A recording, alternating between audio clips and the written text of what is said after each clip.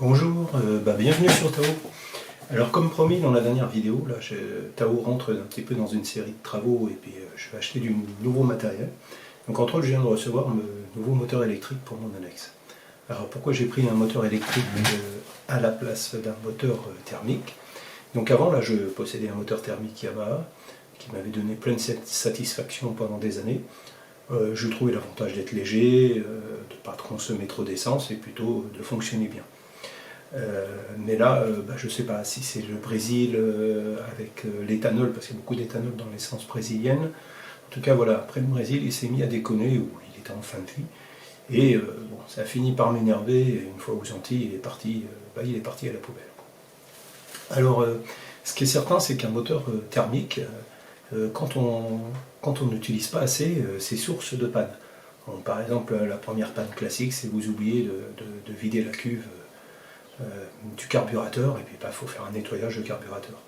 Et après, ça demande de l'entretien. Il faut quand même changer l'impeller de temps en temps, il faut graisser, il faut stocker de l'essence, il faut retrouver à la fin de saison, des fois il reste de l'essence, il faut changer l'huile d'embase de temps en temps.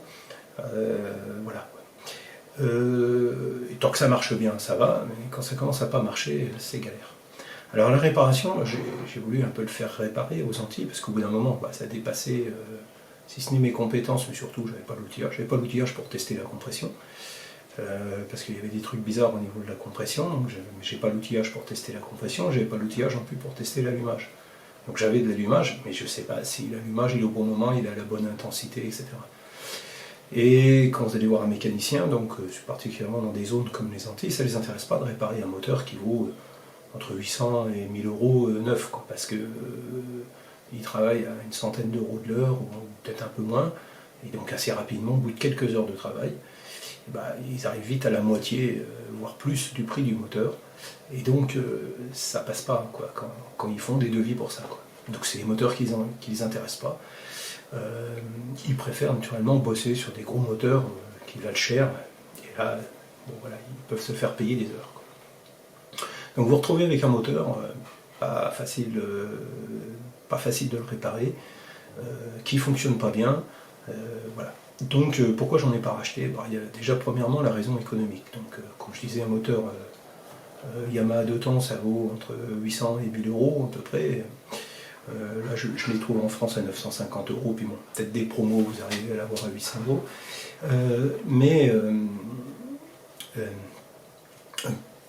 Et là, le moteur électrique, je l'ai payé 300 euros. Donc déjà, ça fait une différence. Après, naturellement, le moteur électrique, il va falloir que je mette la batterie. Mais je ne vais pas mettre l'essence. Alors, l'histoire de l'essence par rapport à l'électricité, moi, je me servais tellement peu du moteur que je ne pense pas que c'est ça qui fait une différence de prix. Voilà. Après, comment je me servais de mon moteur? En règle générale, je me servais de mon moteur assez rarement. Et c'était quand je vais faire les courses, quand je vais chercher de l'eau à terre. Donc je me retrouvais avec une annexe chargée qui faisait largement plus de 200 kg avec moi, 4 bidons d'eau, des fois des courses, etc. Donc de toute façon, avec un moteur de 2 chevaux, il était hors de question que je puisse être au planning, donc je me promenais plutôt doucement. Et de toute façon, même si j'avais eu un moteur par exemple de 3-4 chevaux, je n'aurais pas pu être au planning avec du poids comme ça dans le bateau. Donc je m'en servais très peu, donc entre guillemets l'entretien me posait problème pour la peu d'utilisation. Donc le moteur électrique, c'est pas d'entretien. Voilà, c'est ça le gros avantage. Il vous suffit de le rincer, vous pouvez l'hiverner pendant des mois. Vous n'en servez pas, vous le reprenez, un moteur électrique, il n'a pas besoin d'entretien. C'est la première chose. Naturellement, il y a la batterie, ça c'est un peu plus compliqué.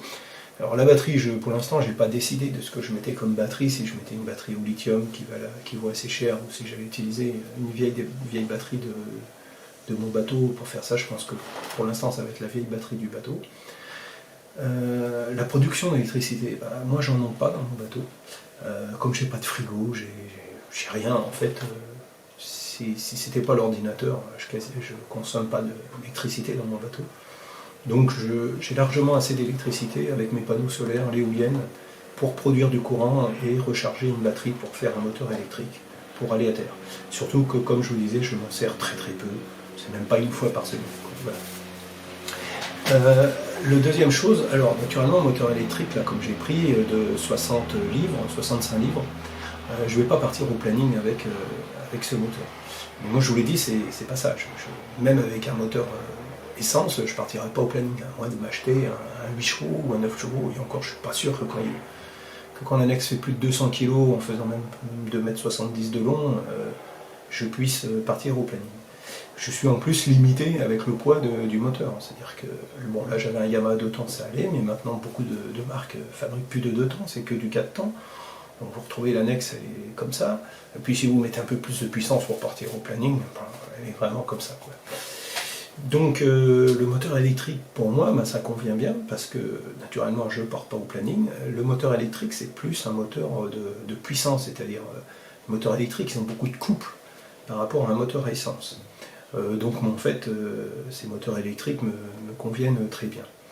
Alors pour me faire un petit peu une idée, j'ai été sur le site de ICO, j'ai lu les témoignages de pas mal de personnes et ils disaient qu'eux ils avaient des moteurs de 50 livres, 55 livres, 45 livres, 60 livres, et que ça leur suffisait largement à plusieurs, en étant 4-5 dans des annexes qu'ils n'avaient jamais eu de problème, que le moteur était capable d'étaler du vent fort, etc. Parce que comme je vous dis, c'est du couple, ça va pas vite, mais vous avancez et ça arrive toujours à pousser votre annexe, quoi. L'autre avant, alors moi il y avait une promotion, au début j'avais pensé prendre plus faible comme puissance, 50, 55, mais bon voilà, il y avait une promotion pour un 65 et il y avait plus de 50 et 55 disponibles dans le magasin, donc voilà, j'ai pris un 65. L'avantage c'est que je pourrais peut-être, si jamais un jour je tombe en panne du moteur principal, me servir de ce moteur pour rentrer, naturellement il ne faut pas qu'il y ait de vent, mais pour rentrer Tao dans un port ou m'aider dans une manœuvre de mouillage, quoi. Donc voilà, c'est une utilisation particulière que moi je fais, donc je pars pas au planning, etc. Donc ça ne me gêne pas d'avoir un moteur de ce type. Alors j'aurais pu aussi acheter un moteur électrique, vous pouvez trouver des moteurs chinois, là je ne sais plus la marque, et ils disent que c'est un équivalent de 5 chevaux, ils montrent des Américains qui arrivent à partir au planning avec des petites barques assez légères, quoi. Donc ça c'est pareil, ça ne m'intéresse pas du tout, quoi, parce que 5 chevaux, alors extrêmement difficile de comparer des chevaux avec des livres, ou même des chevaux, des moteurs électriques avec des moteurs thermiques. Parce que c'est pas du tout les mêmes moteurs, donc comme je disais, les moteurs électriques c'est beaucoup de couple, etc. C'est pas des moteurs de vitesse. Donc là, les Chinois ont décidé de mettre en chevaux, alors qu'à peu près toutes les autres marques parlent de livres, de livres de poussée. Donc j'ai pas trouvé les équivalents sur internet, mais bon, visiblement, voilà, un 65 livres comme j'ai, ça fait même pas 2 chevaux, quoi, voilà. Donc 5 chevaux, je vais vous retrouver facilement, à mon avis, à consommer 20 ampères, quoi, ou 25 ampères. Si j'étais en 12 volts, quoi. Alors ces moteurs, je crois qu'ils ne sont pas en 12 volts, ils sont en 48 volts, etc. Mais donc voilà, déjà, le fait de pouvoir pousser, d'aller vite, ça ne m'intéresse pas. De toute façon, comme je vous dis, quand l'annexe est trop chargée, le moteur n'y arrivera pas. Ça m'intéresse pas de consommer autant de courant, ça m'intéresse pas d'être en 48 volts ou des choses comme ça, je préfère rester en 12 volts parce que moi c'est du 12 volts que j'ai dans le bateau, donc je peux prendre une batterie du bateau pour m'en servir pour l'annexe, vice versa, j'ai pas envie d'avoir encore un autre type de batterie pour l'annexe. Ça veut dire aussi que je peux recharger facilement parce que si je me branche sur mes panneaux solaires, tout ça, mes régulateurs, tout est en 12 volts, donc je reste cohérent par rapport à ce que j'ai dans le bateau. Et puis j'avoue que c'est chinoiserie. Alors mon moteur est naturellement fabriqué en Chine aussi, hein, mais bon, c'est une marque, quoi, on va dire. Ces trucs vendus sur eBay direct de Chine, surtout des moteurs, voilà, non, moi j'achète pas ce genre de moteur chinois, quoi. Alors je vais vous montrer le moteur. Donc c'est une marque, c'est la marque Rhino, donc bon, j'ai aucun. Ils m'ont pas payé pour faire ma publicité, hein, donc je ne sais pas s'ils sont meilleurs que les autres. Disons qu'en France, il y a 3 grandes marques qui sont vendues, d'ailleurs un peu dans le monde. Il y a Minicotta, il y a Rhino, et la troisième, je ne me souviens plus. Et donc, en France, c'est Minicotta et Rhino. Rhino, c'est un peu moins cher que Minicotta. Voilà, j'ai pris celui-là. Les Minicotta, eux, ils ont une gamme eau douce et une gamme eau de mer. Le haut de mer, la gamme eau de mer, beaucoup plus chère. Chez Rhino, là, tous leurs moteurs sont vendus pour être utilisés ou en eau douce ou en eau de mer, mais c'est vrai qu'ils ne les conseillent pas trop en eau de mer, ils disent bien qu'il faut bien les rincer. etc. Donc voilà, je vais faire attention. Voilà, j'ai acheté une nouvelle gamme chez Rhino où c'est censé avoir une meilleure gestion d'électronique. Voilà, ça a été publicité. Bon, est-ce que c'est vrai, est-ce que c'est pas vrai? Voilà. Alors, je vais vous montrer le moteur. Alors, la première chose qui m'a étonné quand même, c'est que quand j'ai pris le moteur, que je l'ai déballé, ça faisait assez sérieux comme construction. Donc vous allez voir, l'arbre déjà il est en inox. Le truc pour le fixer sur le bateau est en alu, assez costaud, etc. Le moteur est plutôt lourd. C'est plus lourd que mon 2 chevaux, quoi. Voilà, je pensais pas à un moteur qui ferait aussi sérieux en fabrication, aussi qualité, quoi, pour 300 €.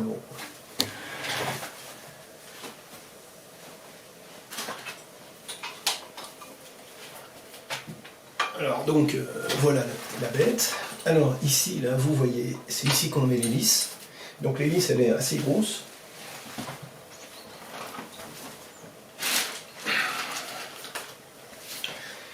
Vous voyez que l'hélice est assez grosse si on compare avec un moteur essence 2 temps, par exemple de mon 2 chevaux.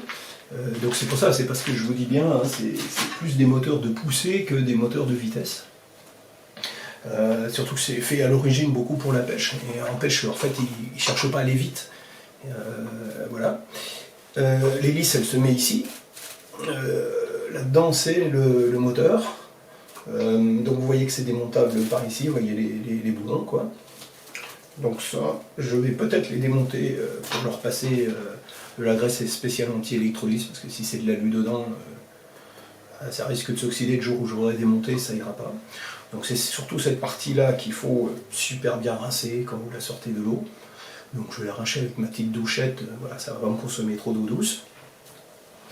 Donc, vous voyez l'arbre qui est en inox. Et vous voyez le système de fixation sur le plat-bord de l'annexe. Donc voilà, c'est de l'alu, ça fait quand même bien sérieux, quoi. J'ai été assez étonné. Ici, c'est le fil électrique. Donc l'inconvénient du 12 volts, naturellement, c'est qu'il y a pas mal de voltage, enfin pas de voltage, d'ampères qui passent. Parce que pour la même consommation de 12 volts, ça fait plus d'ampères que si vous êtes en 220. Enfin, ou en 24 volts, ou en 48 volts, ou naturellement 220, hein, vous connaissez le principe. Donc, bon, je trouve les fils un petit peu lèges, donc c'est clair qu'il est conseillé de ne pas rallonger ce fil électrique, parce que là, sinon, vous allez avoir des problèmes, quoi. Donc moi, je vais fixer dans mon annexe, hein, comme j'ai une annexe rigide, ça ne va pas trop poser de soucis, je vais fixer dans mon annexe un système où je mettrai la batterie. Il faudra que je trouve un moyen que ça soit cadenassé, que je ne me la fasse pas voler. Et soit un coup de batterie, soit plutôt je mettrai des papillons sur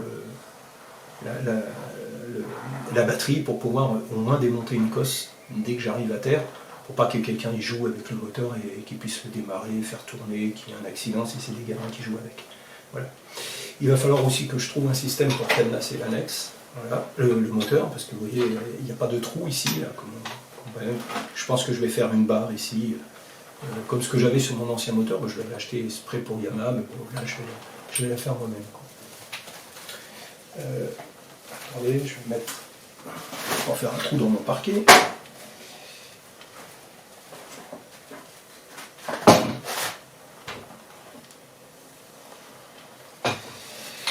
Alors le manche il est télescopique, ça c'est sympa. Et vous avez 4 vitesses ou 5 vitesses en marche avant et 2 vitesses en marche arrière. Alors à peu près dans tous les tests que j'ai lus, c'est dit qu'en fait ça serait mieux d'avoir un variateur que d'avoir ce système-là. Bon, les variateurs ça vaut beaucoup plus cher, donc moi je suis resté sur le système-là. Et ici vous avez un indicateur de votre batterie. Donc ça vous permet de voir l'autonomie, quand vous avez l'habitude, un peu l'autonomie que vous pouvez avoir. En tout cas de savoir quand est-ce que vous êtes en train, que vous risquez bientôt de tomber en bas. Voilà, donc c'est pas un moteur qui est fait naturellement pour aller loin, c'est pas voilà, vous n'allez pas faire de la plongée avec ça, vous n'allez pas faire 5000 avec ça, etc. C'est vraiment fait pour débarquer. Moi c'est exactement l'utilisation que j'en fais. Donc c'est fait pour débarquer quand vous n'êtes pas très loin au mouillage, vous débarquez, vous allez faire vos courses, vous revenez, etc. Et pas pour une utilisation où vous allez faire 40 allers-retours dans la journée, quoi. Ce qui est exactement l'utilisation que j'en fais. Parce que sinon, si vous faites trop d'allers-retours dans la journée, vous allez avoir besoin de plusieurs batteries, puis changer, et puis remettre l'autre en charge, etc. Bon voilà, ça pourrait, à mon avis, devenir quand même un peu compliqué. Et si vous allez loin, vous n'aurez jamais assez d'autonomie, quoi. Ou alors il va falloir que vous emportiez avec 3-4 batteries. Bon, là, c'est pas fait pour ça, quoi, voilà. Par exemple, c'est fait, voilà, comme je vous le dis, pour avancer tranquille, silencieusement. Et surtout, moi, ce que je regarde, c'est le fait que je n'aurai plus d'entretien à faire. Un coût moindre, parce que voilà, je l'ai acheté 300 €, même si j'achète une batterie 150 €, je suis encore qu'à 450 €, la batterie va moins me durer 4-5 ans. Donc le prix de la batterie, ça va être moins que l'essence que j'utilisais, même si j'utilisais assez peu d'essence. Je pense que la batterie va me coûter moins que l'essence que j'utilisais sur 4 ans. Donc pour moi, économiquement, c'est mieux de reprendre ça que de reprendre un moteur à essence. Je ne vais pas non plus avoir l'inconvénient du côté... Ah là, il a pris... je ne sais pas ce qu'il a eu là. C'est de la colle qui est restée dessus. Voilà. Je ne vais pas avoir l'inconvénient de... Je peux le stocker comme je veux. Vous pouvez le coucher dans un bateau, mettre la tête en bas, la tête en haut. Il n'y a pas d'eau de mer qui circule dedans, donc vous n'avez pas ce problème-là. Il n'y a pas d'essence qui va fuir, il n'y a pas d'huile qui va fuir. Donc voilà, pour moi, pour un moteur que je vais me servir très très peu, pour moi c'est entre guillemets zéro entretien, sauf faire attention à la batterie, mais je pense en fait que c'est pour ça que je vais prendre une batterie de moteur classique, qui sera en fait une batterie qui sera couplée avec la batterie moteur de mon bateau, qui me donnera plus de puissance pour le gain d'eau, et qui sera démontable, accessible et facilement démontable, et qui me servira pour ce moteur quand je vais l'utiliser, parce que comme je vais très peu l'utiliser. Moi, je vais continuer beaucoup à ramer, quoi, voilà. Écoutez, si cette vidéo vous a plu, dites-moi-le. Et quand j'essayerai ce moteur en réel, si ça vous intéresse, je referai une vidéo pour vous dire ce que j'en pense toujours, hein, après les essais, voire filmer les essais. Je peux prendre un petit GPS à main ou le téléphone, on peut voir un peu les vitesses que j'obtiens avec mon annexe. Voilà. Et écoutez, je vous souhaite de belles navigations, be safe et à plus tard.